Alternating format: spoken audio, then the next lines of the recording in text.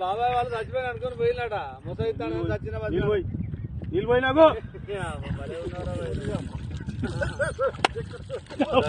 దీనికి మంచి రైట్ ఎందుకు పన్న వాళ్ళ ఎందుకు అనుకున్న వాళ్ళ ఈ చల్లదనానికి ఎండకు చేయలేక కన్నీకి ఓడిపోయి కన్నీకి పొయ్యి ఓడిపోయి వచ్చిన గెలవలేక ఏం చేసావు 10 రోజుల నుంచి గణేట్ చేత నాతో గట్టించి నా కష్టం దోచుకొని గణేట్ రాయ్ నాకు అంటే డబ్బులు ఇచ్చారు కానీ క్షమ